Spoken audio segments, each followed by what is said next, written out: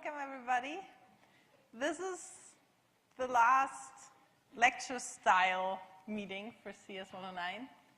So this is what I wanted to call wrap up. We're going to wrap up the whole course in this nice little package and Outlook. So the idea today is I'm going to give you a few more ideas about the final project and some more pointers to make your presentations more interesting. And then Rahul is going to wrap up the course and remind you what cool things you all learned in the last couple of weeks, months. And then Joe and Hans-Peter are going to give you an outlook over very relevant courses. Like, we covered a broad range of topics, so you might want to take a more advanced course in visualization, statistics, machine learning. So we're going to have a list of courses that you can consider next if you're hungry for more input. So, final projects. First of all, if you haven't discovered this yet, there is a whole section on our homepage about the final project. So everything I'm talking about here, you should actually find on there. So if you're not sure about deliverables, deadlines, anything like this, you should find all the information on our homepage. So right up there, you can see it's the second from the right, this projects. So project dates. Some people asked again about what should be accomplished when. This is like a loose idea of where you should be right now. So you can see we have data collection and cleaning finished. This is something I always like to point out because people try to get very ambitious, especially in a data science course, about getting data. The final project time is really not that long. So if you have serious troubles getting the data, or maybe something came up and it's much harder than you thought, then please contact your TF immediately, because it might actually mean that it's more beneficial to change topics than to try to get the data for 3 weeks and then be stuck with very little time to do the analysis. And also remember, often people are surprised that you spend like 90% of your time cleaning the data. So really start now, right? APIs are time restricted. You can't just go and download terabytes in one day. So keep all of that in mind. Really, you do have that time frame for a reason. Don't just start in the last 4 days. So you can see data collection and cleaning should be kind of finished.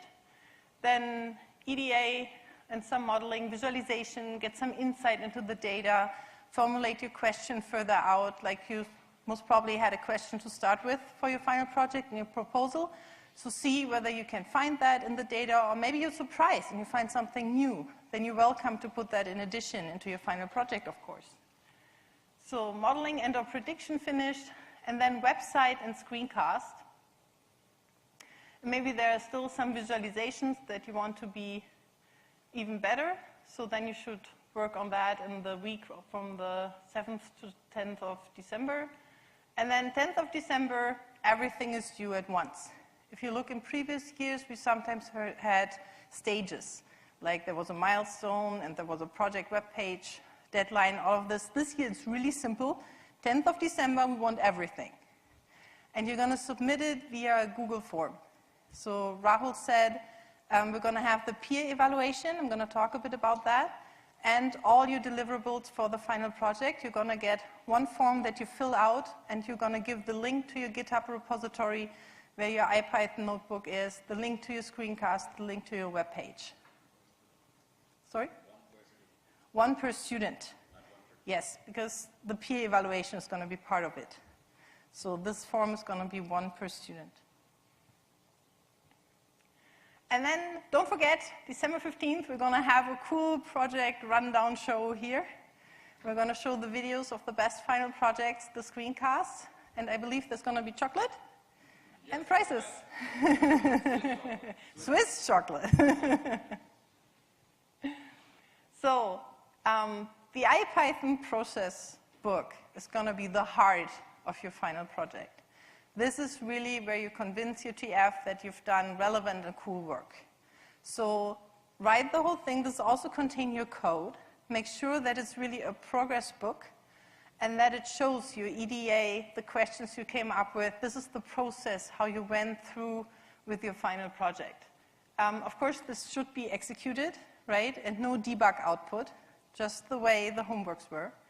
So this should be nice and clean and really present to UTF what your project was like, what it entailed, and this is where you really show off and impress.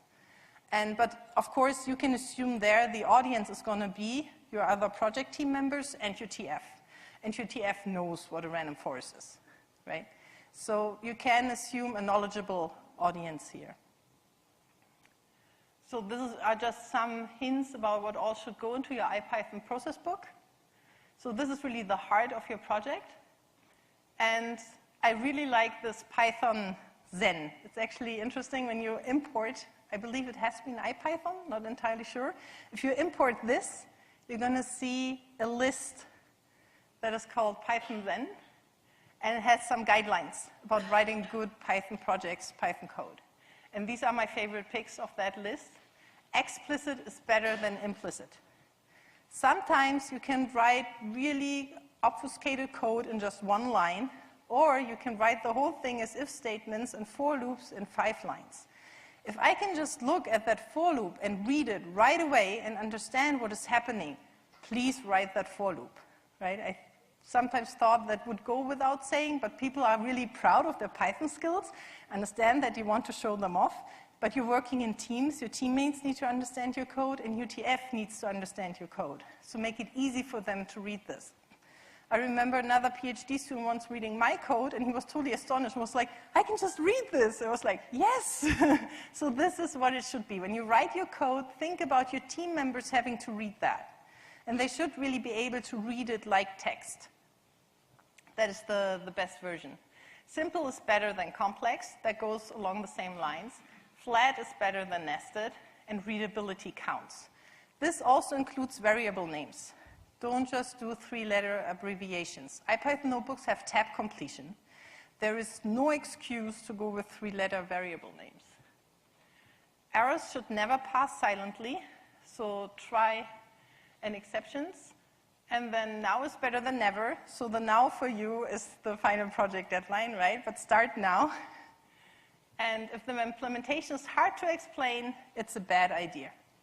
So if you try to get to something in your pandas data frame and you need to go through very weird paths to actually get the data into the format you have, most probably there's a simpler way to achieve the same thing. And it's okay if the simpler way actually means writing more lines of code. That's totally fine, acceptable, and actually is preferred because it's going to make it easier for you to have TF to read. Okay, so your process notebook, that were all hints for the notebook. Then your website. So we assume that you're going to do a GitHub repository anyways for your final project. So it's really convenient to just use the GitHub pages for this. They also have templates that you can use. It's pretty easy to make a GitHub page. But you're also welcome to use other services that you choose. It's important that it's open to the public. And it's not only important for grading purposes, but you most probably also want to show off, right, what you did. Some people are going to go to the job market. It's really nice to include this in an application, say, this is work I have done, that I have participated in. So you should provide the links to your IPython notebook and the data also on your web page. All the visualizations and the video should be embedded in the web page. So that video has a 2-minute time limit. That is strict. What we're going to do during grading is we're going to cut your video after 2 minutes. If it's 5 minutes long, we're only going to watch the first 2 minutes. And please, this is the 3rd run of CS109, we have seen a lot, including people doing 4-minute videos and then just playing them at 2 times speed. Please don't do that. It makes it really hard to follow the narrative and the videos, right? Then we had now a lot of emphasis this year on good storytelling and how to do effective presentations. So then rethink your presentation. If we have fast-forward videos, you're going to get points deducted for not good presentations. One thing that people tend to do a lot is they just scroll through their notebook because the video is called a screencast. And you can also do a screencast by capturing a PowerPoint or Keynote presentation. or an HTML slide, something like this. Screencast, please, does not mean take your process notebook and scroll through. That is like the most boring storytelling I've seen. And it's very easy to save visualizations out of your IPython notebook. I think this year you've all done it, right? For your presentations, the slides to your boss, things like that. You can really just do save as and save a graph or some figure that you plotted inside an IPython notebook and just save it and put it into a slide. So really don't scroll through your notebook when you do your screencast. Do not put in too much. So the screencast audience, the screencast goes to your web page.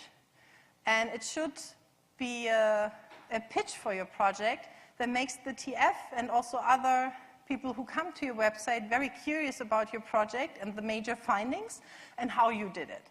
You don't have to squeeze every little feature that you analyzed into those 2 minutes. You actually can't, right? And Hans-Peter, I think, made a very clear point that you should think by storytelling about your main idea and not trying to get across too much. So think about what you can put into those 2 minutes.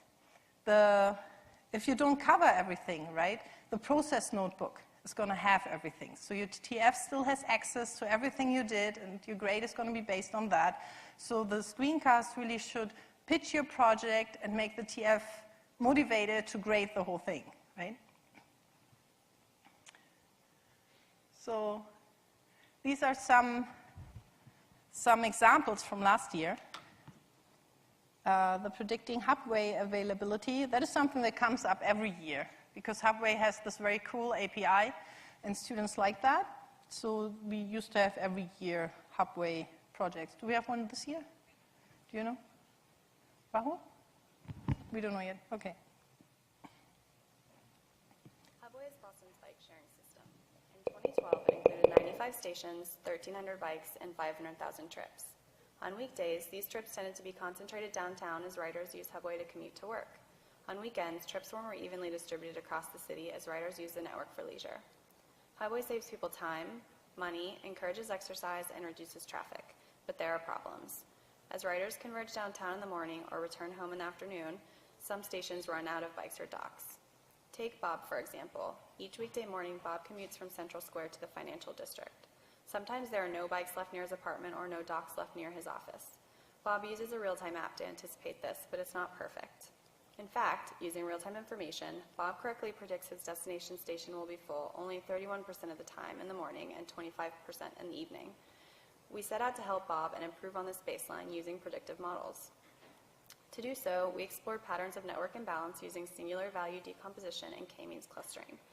Based on station fullness, we identified 4 clusters, 2 of which are more prone to imbalances due to commuting.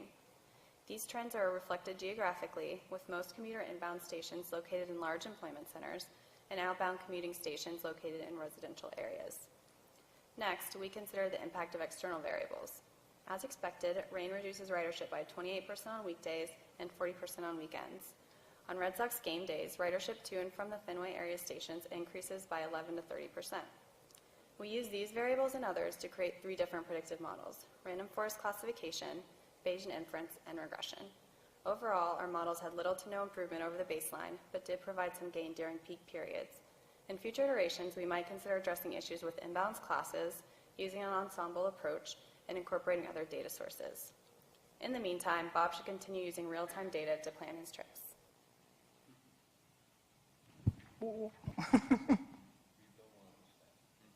Can't see. So this is one of the projects that won a prize, I believe, last year. Yeah. Right. Is that Keynote? Yeah. Okay. This is one of the final projects that won a prize last year. As you can see, I really like the storytelling, like how the slides go along with the story they're telling. How do they make it more personal, that story? Yeah? Yes, they have Bob, right? So they try to break it down really to one person, how they're experiencing their daily traffic to work with the Hubway bikes. Also, one very important thing here to note is, did it work? The results in the end? No. right? They say there was very little improvement. There was a bit improvement during peak times. That's okay. I don't want you to freak out because the data actually doesn't give you what you wanted, or your model isn't working as good as you thought it would be.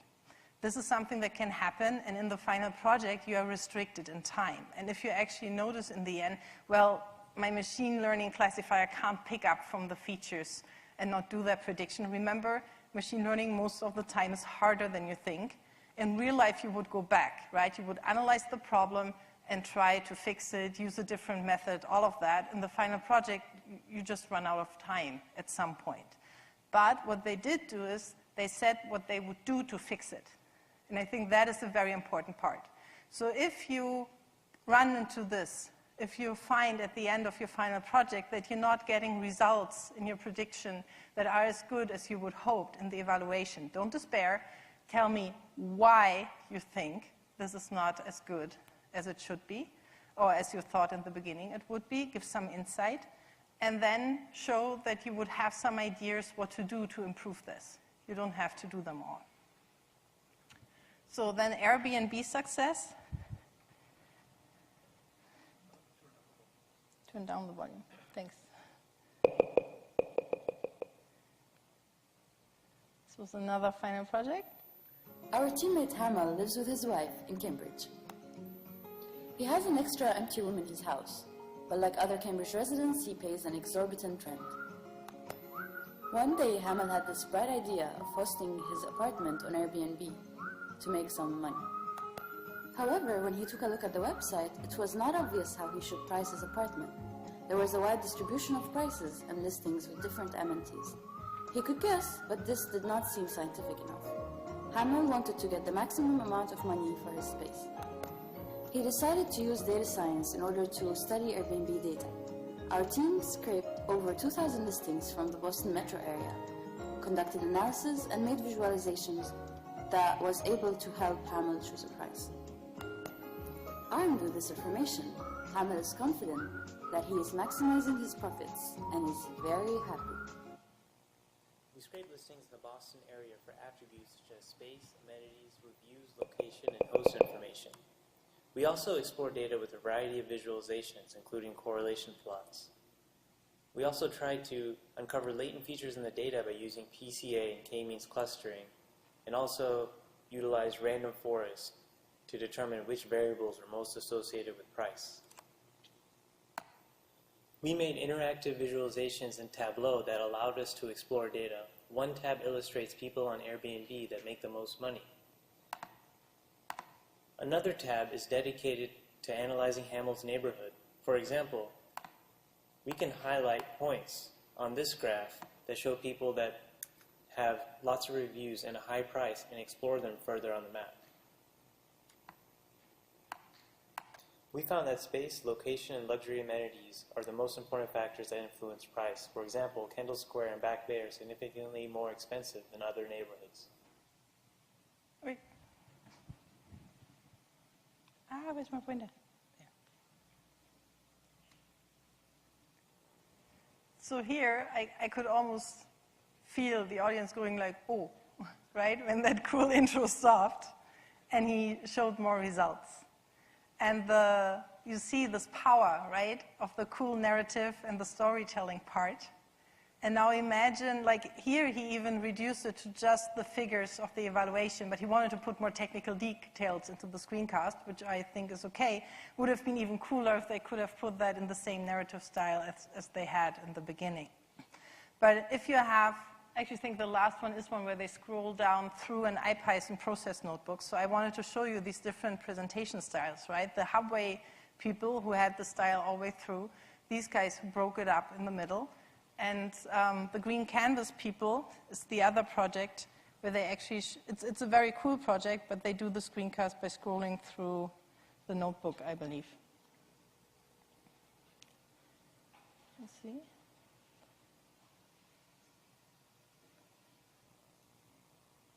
This project aims at exploring relationships between painting price, evaluation, and the single pixels that make it.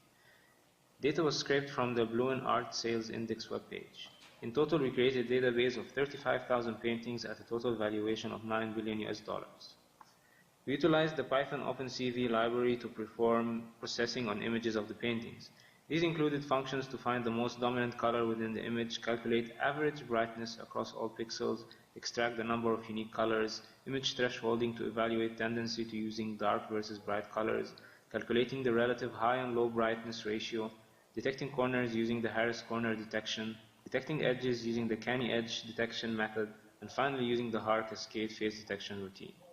Trends explored in the database included paintings produced in the 1960s recorded the highest sales. This coincides with the many artistic impulses that began to gain momentum during that period, including the explosion of consumerism and popular culture. Paintings with whites, grays, and blacks as dominant colors are most likely to have high sales value. Paintings detected with low corners are also more likely to have high sales value. Auctions of very valuable pieces tend to coincide with many successful exhibitions. In an attempt to develop a machine learning platform for pricing artwork, we created a linear regression model specifically fit for paintings by Spanish painter Pablo Picasso. We used a set of 4,000 paintings for training and another equal set for tasting. Our model reached a predicted actual price correlation of 0.58. We also built separate regression models based on single parameters as predictors. We noticed that the ratio of unique colors alone generated a relatively high correlation of 0.46 between predicted values and actual prices. Taking a log on the height and width parameters also resulted in high correlation values. This allowed us to pick the best performing parameters for our regression model. The final version of the model scored between 0.32 and 0.34.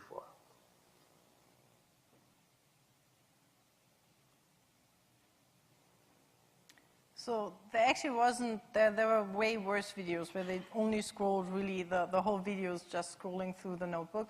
But you see this effect, right? What is the only point you make by scrolling through a process notebook, like they did in this video? What is the only point coming across, I think? There's only one message I can get from that. Can you get a message from that? Sorry, yeah? You made a notebook. You did some work, right? That is the point that's coming across when you scroll through a notebook. Look at all the hard work I did. And yes, I promise you the TF is going to look at all the hard work you did, but this is not the message you want to come across when you do your screencasts, right? But otherwise, I think this was a really, really cool project because I found it so creative to look at painting prices and try to analyze painting styles. And apparently you shouldn't have sharp edges in your painting if you want to sell it for high prices. I like the analysis of that one. And I think it's good to see just imagine this video with just scrolling through because you're less likely to do it yourself then, I assume.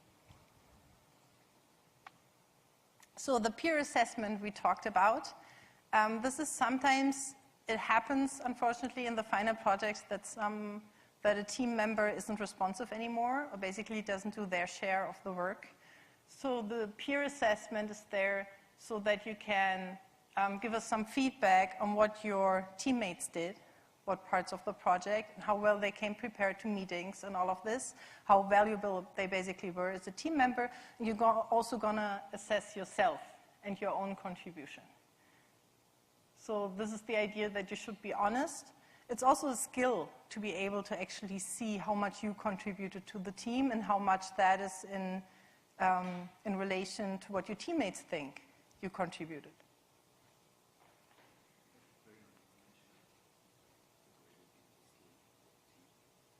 Oh, yeah, okay. So Hans-Peter made sure. The grade, though, in the end, what we are grading is your final project, and that is going to be a team grade, unless we see major discrepancies in this assessment. So if basically all the team members agree that one member didn't show up at all, we might have to adjust the grade because we're basically grading a project that had a team member less than we assumed. But overall, it's a team effort, and so it's one grade for the final project. Okay, that was everything from my part. Do you guys have any questions regarding the final project part?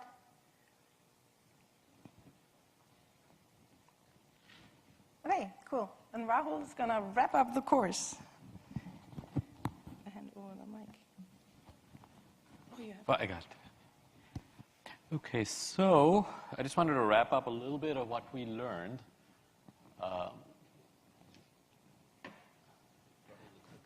oh, the clicker is, let me just make, okay, I understand how to use it. Okay, so now you've spent a lot of weeks, I don't know, maybe 11, 12, 13 weeks, and you're spending a little bit more doing this course, and you've probably found that you've had to sort of be a many-rolled octopus or something of that sort to do stuff in this course.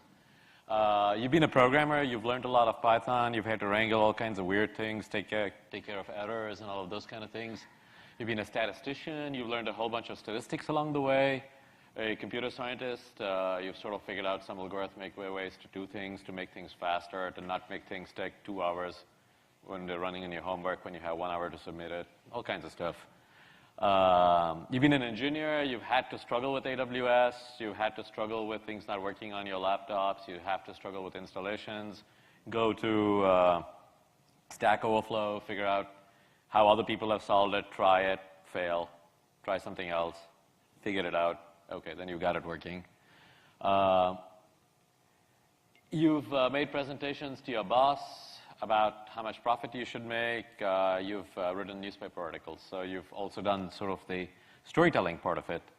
And depending on how you did it, and I saw a lot of really nice presentations for Homework 3, you've also been an artist because you've actually done more than what was sort of asked. So it's all of these roles. So the first thing I want you to take out of that is you should congratulate yourself because it's a lot of work and it's a lot of different skills that you've meshed together. So let's just clap for you.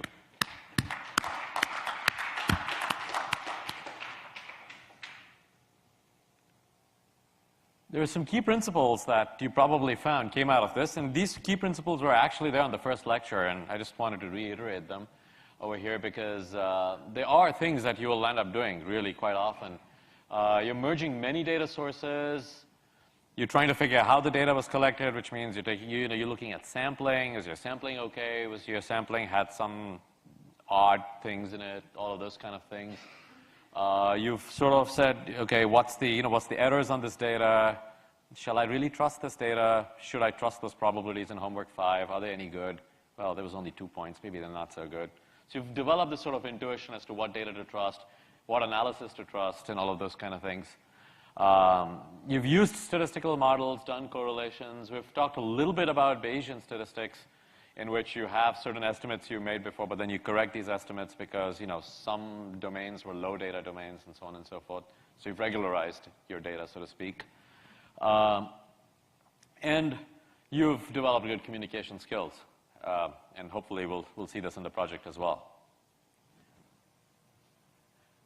And so that's sort of like the broad picture of what we did. But if you just want to dive in a little bit, and I won't really go over all these things because you can look at the slide and at your own leisure. This is just basically a list of all the sort of different techniques you learned.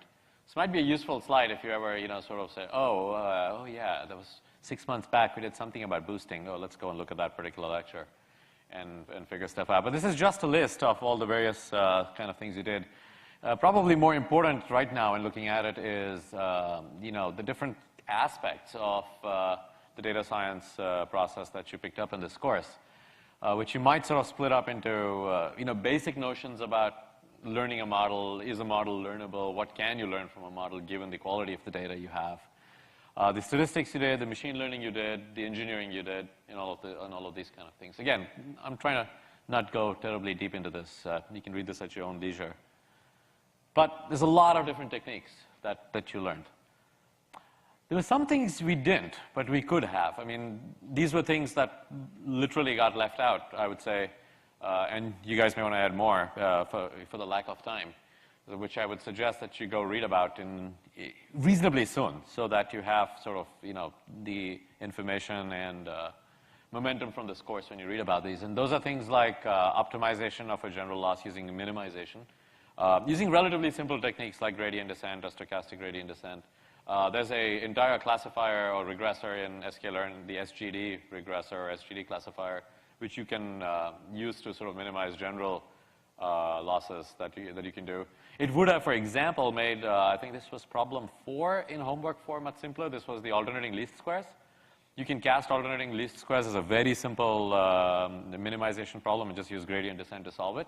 We solved it in this maybe on the surface easier, but actually perhaps conceptually more complex way of doing these alternating ridge regressions that we did, for example. We sort of started hinting at the connection between the Bayesian techniques and the frequentist techniques and what the Bayesian techniques are buying us in machine learning. We really didn't go into that in much detail. The first chapter, if you take CS 181, which I believe is next semester, you know, it's based on Bishop, and Bishop really goes into this in gory detail. So if you're planning to take that, then it'll sort of connect up with this. And then we did a little bit of the ops stuff, like, you know, SQL or setting up Spark.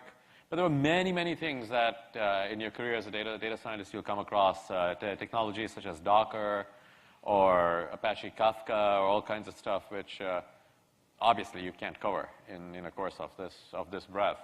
But you might want to sort of look around as to what people are doing, what libraries are people using to create pipelines for machine learning. Spark itself has actually got a pipeline library now, which is relatively new as of 1.5. So there's various things. Docker is a containerization thing, kind of like you know, Vagrant and VirtualBox that you use, but even simpler than that, which is used to isolate different services from each other so that if one dies, it doesn't bring your whole machine down. The kind of things you will need to know when you productionize your data science code, which if you're working, for example, at a company or in a big lab, you will. So these are various things that we could have actually gone into with not much of friction, but there's a finite amount of time. And that's sort of, all of this is sort of along this, this continuum which was put up on the first lecture as well, that there are these different aspects, again, that, you know, we need to sort of like all keep in mind. All the way from like making decisions by setting up risks and setting up getting good understanding of you know, the business model of your company, to being able to actually tell that story as you did in homework 3 to your boss, to sort of trying to figure out how to manage your data, actually, you know, coming in from various different sources with the amount of data being taken these days, and the way we did in homework 5 too. You might actually use a lot of these Spark, Hadoop sort of like, you know, methods to actually do your, you know, exploratory data analysis rather than the models themselves, because there's just so many different data sources. There's log files, there's all kinds of stuff. And, you know, it's in the terabytes. So there's all these things.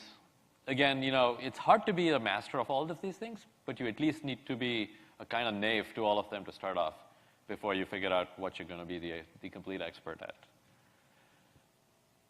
Okay, so we had 2 homeworks on recommendation type stuff, and I actually like the example of the Netflix prize, because the example of the Netflix prize kind of illustrates some of the challenges that you've actually faced in this class, and that you will most certainly face in any data science job that you take. Firstly, the fact that you have massive data, a lot of this data has a lot of features, so there's a high you know, cursive dimensionality problem associated with it. Some of it can be incredibly sparse, as you saw in the Yelp data with, you know, if you remember the common support histograms that you did in the homeworks had common supports of 6 or 7, which is actually even smaller than that in the Netflix data. And the concomitant observation that you ought to make is that your nearest neighbor recommenders were actually quite poor in the homework. Because the common support was so poor, there was more information in doing something global, like a matrix factorization, than there was in doing something local.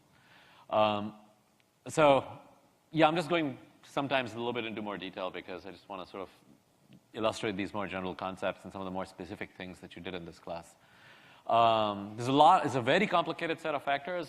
From the homework, I actually linked to a whole bunch of papers about Netflix. They had ensembles in which they had 400 different models, which they put together. They used things as to when the review was first done and things like that, temporal-based things, all kinds of different features. All of it, which you might say falls in the general rubric of feature engineering, which, as you know, if you don't know anything else on this course, is one of the most important parts of machine learning. And then clearly there's the need to avoid overfitting. That's why we did all this regularization in the homework and so on and so forth. So, you know, you don't want to sort of just wave the magic polynomial wand and get any result you want and then not be able to predict anything. So these were some of the challenges. I hope that the homeworks and the labs and the class actually helped illustrate all of these to some degree or the other, maybe in different contexts. But maybe what I like about this slide is that it actually sort of in one place lists all of them in the context of this one problem. Okay, but don't forget the main goal. The main goal is to solve interesting problems, like maybe cancer. So keep that in mind as you go forward. And being more prosaic and more down to earth, it's a good job. So there are lots of previous graduates of this class who have gone into beginning data science positions with salaries of more than 70,000 right off the bat. So you're really quite sellable now. That's not a bad thing either, to be very practical. So going back a little bit to try and figure out, you're probably going to take some courses next semester. If you're, maybe you're not. Maybe you're a DCE student. And you're not going to take courses here. Here are some external courses which I thought were kind of useful. The granddaddy of the courses which started Coursera, which is Andrew's course on machine learning, is still available. All the videos are still available. It's a really good course. And after this course, if you did nothing but watch the videos, you could probably go through it in a day. You're already that good. That's the point I'm making. So you should just watch. I mean, there are actual parts on gradient descent and so on and so forth in this course, which are completed, which we didn't do, which are totally worth watching. And you'd get that additional knowledge really, really fast. A slightly more complex course by Pedro Domingos, also on Coursera. And a rather interesting book called The Master Algorithm that he's just come out with, which is a popular book, but very readable, very enjoyable, which may also be fun. If you, like me, harbor a secret desire to understand the math behind all of this, Yasser Abu Mustafa from Caltech has a nice MOOC and book called Learning from Data, which will explain to you exactly why the validation set error is an unbiased estimate of the test set error. The cross-validation error is an unbiased estimate of the test set error, and other such things, other such machine learning things that you might find useful.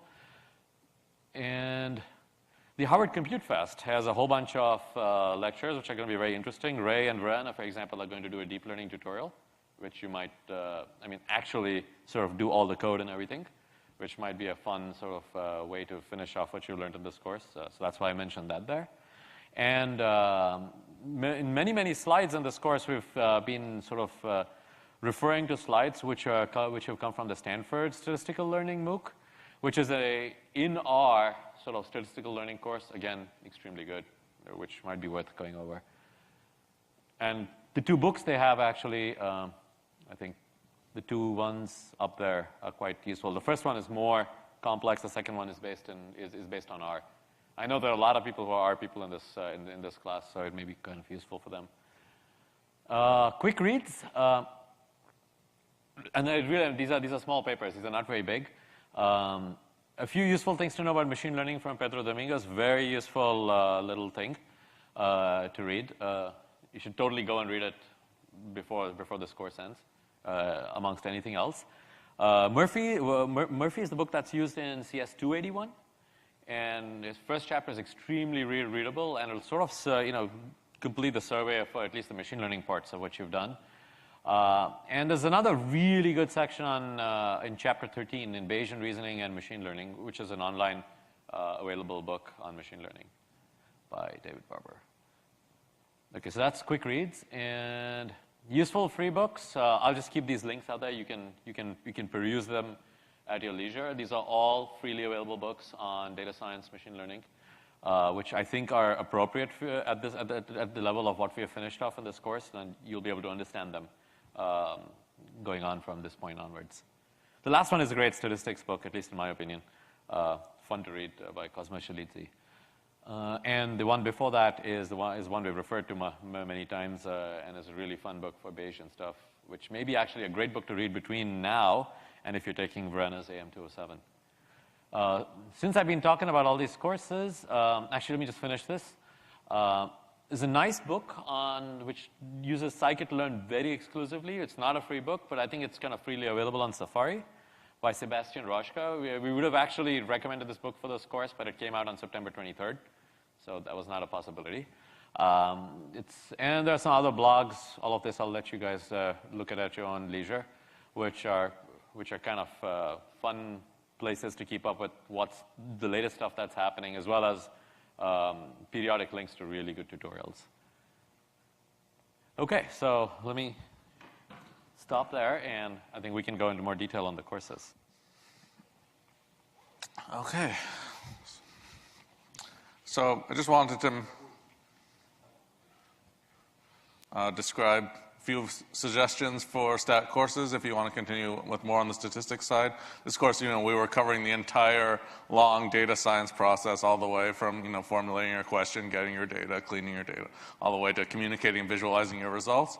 And many of those skills are neglected almost entirely by traditional statistics courses. But what traditional statistics courses tend to excel in the modeling and not the modeling and visualization, the modeling and inference stages. And for visualization, you can take CS171 next semester.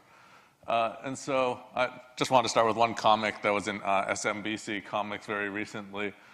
Because this ties together actually a lot of things. I just saw this, but it actually ties up a lot of things. It says, according to recent scientific analysis, eating bacon causes cancer. That was in the news a lot about the bacon stuff.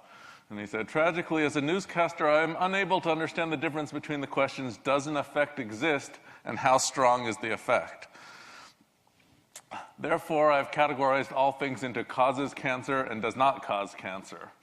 And then, you can read the rest of it, and I have the link here. But this actually raises two really, really fundamental issues. The first one is, the difference between, I think this is my biggest criticism of p-values is, getting a significant p-value shows that, probably an effect exists in some sense. But it says nothing about how strong the effect is. So statistical significance is not the same thing as scientific significance or practical significance. That's one thing. And then the other thing is, that's association versus correlation. And so you don't really know that it causes cancer. Maybe it's slightly associated with cancer. And then at the end of it, again, you can read this. Then the punchline is, did statisticians get loose in the newsroom again? And he starts saying, he causes cancer from radiation from his body because there's some, they got a p-value of 0.049 or something like that. So causal inference is one of my major recommendations if you're looking for courses for next semester. It's not offered through DCE, unfortunately, but for local students, I would really recommend as one thing to consider for next semester, Stat 186, causal inference. It's taught by Don Rubin next semester, who's one of the, more than almost anyone else in the world has pioneered methods for causal inference for applied problems, especially in social sciences and medicine and many areas. Because everyone's heard the expression, correlation does not imply causation, but then most people stop there. Well, what does imply causation? And, we didn't get into those issues much ourselves, but it's really important for data scientists to think about. And I think that, data science as an emerging field is going to find more and more connections with causal inference. That so far, most data scientists don't really know much about causal inference, and those fields need to be merged. Another one of my major recommendations is Stat 149, which is generalized linear models. So, we did some basic stuff with linear models, we did linear regression, of course. Logistic regression, which we also talked about fairly briefly, is an example of a generalized linear model, where you're going beyond linear regression, beyond normality, and you want to do regression with Poissons, or binomials, or gamma distributions, other distributions, much more flexible. So 149 is a really great applied statistics course. They also have some machine learning topics in there that would complement the ones here, also complement machine learning in CS181. I'd say it's more complementary than competing. They also do some Kaggle competitions, type stuff, so get your hands dirty, analyzing data, doing these Kaggle competitions, things like that. So this is our whole kind of layout of how our courses are organized. These are the 100-level courses. We also have a lot of good 200-level courses, which are aimed at graduate students, but undergrads take those pretty often as well. So I'm not going to talk about all of these, but in general, I just want to highlight a few of them. The other one I want to mention is Stat 140, Design of Experiments. So we had a guest lecture about A/B testing and experimental design with Tirthankar Dasgupta, and he'll be teaching Stat 140 next year, probably in the fall. And that's another topic that usually data scientists don't have much background in design, but A/B testing is incredibly important if you're going to go work as a data scientist. And it's a little sad, kind of how things like this article in Wired. So I saw this article in Wired a year or two ago that was talking about A/B testing and talking about Google and other tech companies and how the amazing successes they've had using A/B testing. And that was great. Great to talk about that stuff. And then it goes on to speculate and says, that these A/B tests are so amazing. Could it even be the case that you could extend these from the online world to the offline world? Could you A/B test the offline world? That's a quote from the article. Now, seemingly, they've never heard of a randomized experiment. 100 years ago, Fisher was doing this with like the agricultural experiments that Tirthankar was mentioning. So whole literature on how to efficiently conduct experiments. So that's a really cool class. And some of our others down in blue are the ones that are more life science oriented, and in green are the ones that are more finance oriented, and then we're getting into specific applications of statistics into domain areas. And that's another thing we don't have that much time for in CS 109 is, you remember the data science Venn diagram, the domain science, we don't have time to teach you biology or finance or anything, things like that. We're already covering so many different things. So some of the more domain-specific courses, and we'll be introducing more of them, in the years to come too. Then you can really see how does statistics come into play in specific areas. We also have some more theoretical classes like 110 and 111. Some of you have already taken those. And I think they're complementary with the more applied ones. If you want to really understand why does a method work, when does the method fail, how do you create your own method, then that's helpful knowledge to have. One other one to mention is Stat 186. It was offered in the spring. The professor who used to teach it has left, but we're trying to offer it for next year. So it's called Learning from Big Data, and it's a very hands-on, project-based course where you're just, doing interesting data challenges from the first day, some Kaggle type stuff, and some just, other problems where just like, here's the data and just exploring. Every other stat course other than that does not have limited enrollment. Everyone can take it. That one has limited enrollment, so that it can be really like break into teams from the beginning and working together to solve these problems. So that's a cool class too. Okay, so I think that's all I want to say about this, so hand it over to Hans-Peter. So thanks, Joe. I want to talk a little bit about the CS side of things. So what are the kinds of CS courses that you can take next? And these slides are already online, so I encourage you to check out this link. It's a well-kept secret that at SEAS we actually have a 3-year course schedule. So if you go to this link, you'll find a 3-year schedule for the following 3 years that tells you which courses are offered when and by whom. And this is, of course, continually updated, so don't take it as gospel.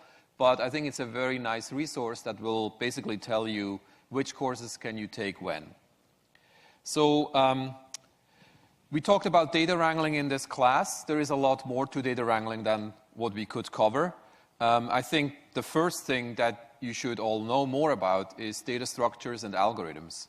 So I think a good data scientist really should understand a little bit more about data structures, even if you're using Python, right? You might argue that, well, Python has nice abstractions, but to be efficiently dealing with especially large data, you need to know more about data structures. And you also need to know more about algorithms, how to deal with those data structures. So CS 124 is offered in the spring by Mike Mitzenmacher. And it covers a lot of interesting algorithms and data structures. I think it's more focused on the algorithms than on the data structures, but it certainly covers both. Then we have a database course, if you will, by a new professor at SEAS, Stratos Idrios. He's been around actually for a couple of years already. And he really focuses on how do you design database systems that are very flexible and that can, deal with very large data sets, and what actually goes into building those systems. So this is a very intensive, very hands-on kind of class where you literally are taken through designing your own database system. And so there's a lot of coding, but there's also a lot of learning. And I think everybody who comes out of this class really appreciates database systems to a great extent. CS207 is our software engineering class, and it will be taught this spring by Rahul. And it's essentially a semester-long project-based class where people are grouped up in teams in the very first week of the semester, and then work in those teams throughout the semester on various aspects of a group project. And these aspects include things that we did not cover in this class. For example, testing. We've done basically no testing. Maybe some of you did, good for you, but testing should be in the repertoire of everybody who writes software. How do you write unit tests? How do you do module tests? How do you do system tests? Other things that will be taught are how do you work in teams effectively? So there's different methods that can be used. Basically different types of team-based project development, and how do you work in those teams. Rahul, what else are you going to cover? A little bit more on what language, what features of Python help in different aspects of these kind of projects. Yeah, so again, more on Python. Algorithmic choice, but not as deep as the previous course at all. Right, so a little bit more about Python and a little more practical. And I think in contrast to previous years, this year you'll go full Python, right? No more C++. Okay. A course that was just wrapping up, and I know some of you took it, is our computational science course, CS205. I would like to describe it as parallel programming. So it's really a parallel programming course. How do you efficiently program processors with multiple cores? And that includes massively parallel processors, such as GPUs. And how do you program distributed systems on a cluster efficiently? And how do you do efficient message passing using libraries such as MPI? And CS262 is Introduction to Distributed Computing, taught by our local experts on distributed computing, Jim Waldo, who is a Sun Fellow. I don't know if you guys remember Sun, the company. So he's actually one of the world's experts on that, and he was part of the Genie team that developed the distributed computing framework for Java. And so he's really, and he's a lot of fun. So he's actually a fantastic teacher. Little closer to my home is visualization. So I'm teaching CS171 this spring, and it's the visualization class. And essentially it will teach you about principles of design and principles of perception for visualization, and also practical skills to develop web-based visualization using JavaScript and D3. And we're actually redesigning this course completely. We're going to emphasize much more the programming side of things, which we found people struggle with. So it really will teach you web-based development in JavaScript and in D3, and we'll have weekly labs to take you through this step by step. And maybe, if you allow me, I'll just show you one of the projects from recent years to give you an idea of what kinds of projects you'll be able to do if you take this class.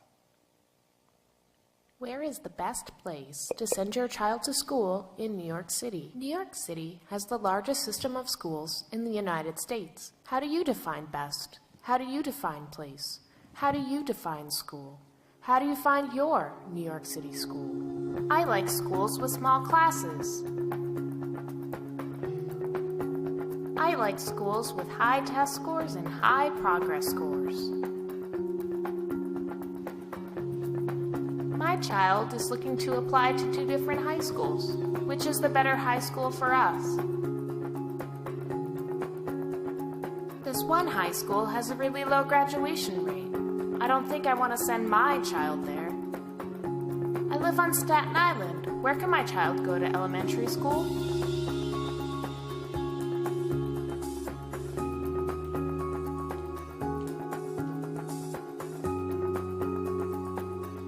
for an elementary school in my school district with the highest test scores and smallest class sizes. Wow, this school has much larger class sizes.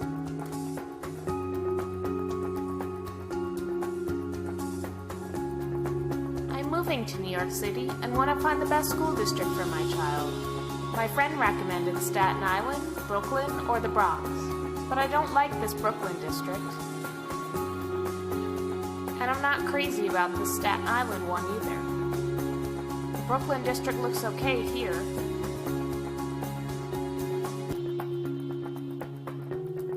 I'd like to compare these two districts and choose the best one for me. Define your best. Define your place. Define your school. Find your New York City school. Needless to say, we do a lot of storytelling in 171. It also emphasizes design, and I think that makes a lot of students uncomfortable. Design is one of those artsy disciplines that people think they're not good at, but actually you can learn design. And so that's one of the things we also want to teach. And as you can see from this project, there's a lot of overlap between the skills that you learn in this class and what you would be doing in 171. It's just, in this case, we really emphasize the web-based visualization for data exploration and not so much the analysis. So we were fortunate to hire a couple new faculty in machine learning, and so we have actually, I think by now, a really good offering in machine learning courses. Most notably, of course, CS181, which is our standard introduction to machine learning class. It's now taught by Finali Doshi-Veles, and she covers a lot of the same methods that we touched on or that we used in this class, but she goes into more depth, especially on the mathematical side. And so you'll learn a lot more about these methods, and you'll learn a more mathematical, rigorously treatment of those methods. Then 182 is an AI class. It's taught by our new faculty member, Professor Sasha Rush. Sasha is an expert in NLP, natural language processing, and so I think he's teaching this course with an emphasis on NLP, but it's a general introduction to artificial intelligence, which, you know, touches on many important concepts that we touched on in this class. And then CS187 is our computational linguistics class, which specifically focuses on processing of natural languages and how does it happen. And so Professor Stu Schieber is teaching that class. Oops, sorry. We also have a nice computer vision offering, so CS283, which is taught in the fall by Todd Zickler. For those of you who would like to apply machine learning methods specifically to image and video data, I think this is a fantastic course that you should look at. And Verena, of course, will be teaching AM207, which is essentially a deep dive into Monte Carlo methods for inference and data analysis, and it's starting this spring. So I think that's another nice follow-up course for those of you who are interested more in machine learning. Maybe a little bit off the machine learning, but also very relevant for the topics that we covered in this class, is our privacy and technology class, which is also taught by Jim Waldo in the fall. So he really touches on very important topics in privacy, surveillance, data aggregation, biometrics, etc. And it's less of a technology-heavy class, it's more of a survey class, but I think it touches on very important and interesting topics. So that's the offerings at SEAS in, follow-up classes on data science. I would be remiss to not tell you more about the IACS. So the IACS is our Institute for Applied Computational Science. We're offering this master's degree, and I know many of you are in that program right now. It's a one-year program. I do want to specifically mention that we have an ABSM options. So for the undergraduates amongst you, if you're interested in getting a master's degree right after your AB degree, so there is a nice option where you can continue your studies at the IACS and get a master's in CSE, essentially with one additional year right after your AB. And we also have a Masters of Engineering, which is our 2-year option, which allows you then also to spend 1 full year on a thesis project and on doing real research on a full year-long project. And for the PhD students amongst you, it might be very interesting to think about a secondary field in CSE. So you can essentially just take 4 of our courses and get a certificate or a secondary degree in computational science and engineering. And especially from people in the domain sciences, we've had many students that did that and then ended up in professions that are more related to computer science and data science. So it's a nice option to have if you're interested in that. Rahul mentioned Compute Fest. It's a week-long, actually 2-week-long event in the spring, in January, in J-term. So there's a full week of skill-building workshops, and you can look at the exact schedule at this URL here on the bottom. And I believe, Rahul, are you teaching a course as well? Yeah, but anybody They already, yeah. Don't take the scikit-learn class.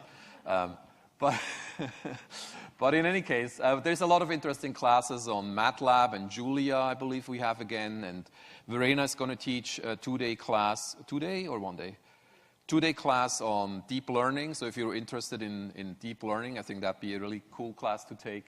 And a lot of these are really hands-on. So you actually sit there with your laptops looking at IPython notebooks and basically working with code.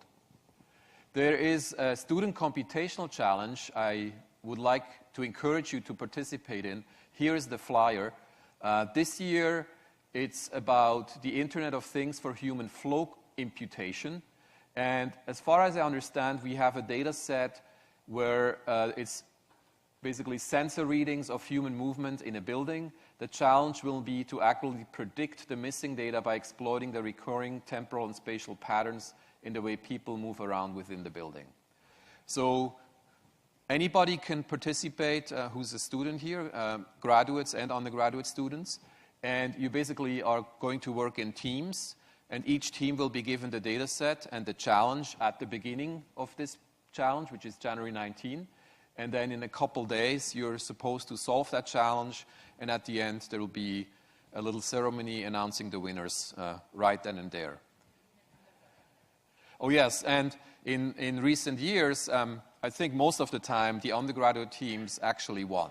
So I would especially encourage the undergraduates amongst you to participate. I think it's a lot of fun. It's, a great team-building activity. You kind of really work hard on a very interesting and challenging problem for a couple days, and you have the opportunity to win a great prize. And I think I had one more thing on that slide that I didn't mention, which is we also have a symposium on January 22nd, and this year, I should say next year, the topic is brain and machines. So we'll bring together neuroscientists and machine learning experts to talk about this emerging field of learning from neuroscience to improve machine learning, and maybe also touch on some of these more controversial topics. For example, can machines be as smart as humans, and what does that even mean? So it's going to be a public event, so it's really meant for the public, but I think, so it's less technical. It's going to be much more about, public discussion around these issues. But I think anybody in this class would probably enjoy all these discussions, especially with this particular topic. So I think that's all we have. Since we have time left, maybe everybody should come up. I mean, the 4 of us should come up, and we'll just open it up to some Q&A. If you guys have any questions about anything related to what we covered in the past, or follow-on classes or projects or anything, we'd love to hear from you now. Any questions?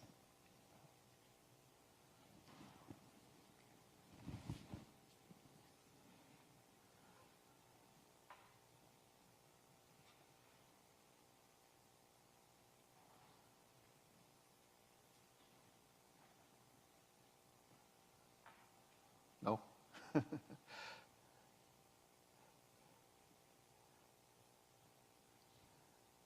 All right, so we'll hang around. if you have anything you'd like to talk to us about, just come on down and talk to us. Otherwise, we're done for today. So next big deadline is December 10, which I'm sure you're well aware of. And please don't forget to come on December 15 to our final project presentation, which will be fun because you get to see all those cool videos that everybody made.